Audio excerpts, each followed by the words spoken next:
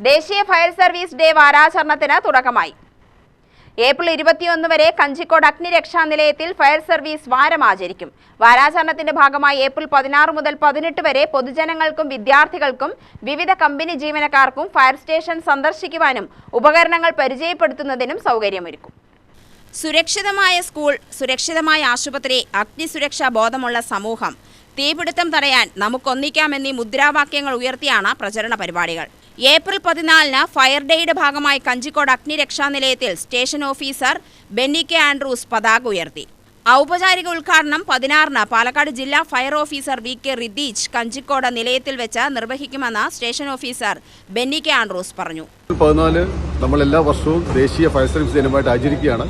അത് ആചരിക്കാനുള്ള കാരണം 1944 മുംബൈ തുറമുഖത്ത് ഉണ്ടായിട്ടുള്ള ദുരന്തത്തിൽ 66ഓളം ഫയർ സർവീസ് ജീവനക്കാരും അതുപോലെ തന്നെ മറ്റു ആളുകളും മരിക്കുന്ന ഒരു സാഹചര്യമുണ്ടായി. 66 ഫയർ സർവീസ് ജീവനക്കാർ മരിച്ചതിന്റെ ഭാഗമായിട്ട് നമ്മൾ എല്ലാ വർഷവും ദേശീയ ഫയർ സർവീസ് ദിനമായിട്ട് ആചരിക്കുകയാണ്. അതിന്റെ ഭാഗമായിട്ട് കഞ്ചിക്കോട് നിലയത്തിൽ ഇന്ന് പതാക ഉയർത്തി അതിന്റെ ചടങ്ങ് നിർവഹിച്ചു. അതിനുശേഷം നമ്മൾ ഇന്ന് 3 കോർണർ മീറ്റിംഗ് പുതുശ്ശേരി, കഞ്ചിക്കോട്, അതുപോലെ തന്നെ കൂട്ടുപാതയിൽ 3 കോർണർ മീറ്റിംഗ് സംഘടിപ്പിക്കുന്നുണ്ട്.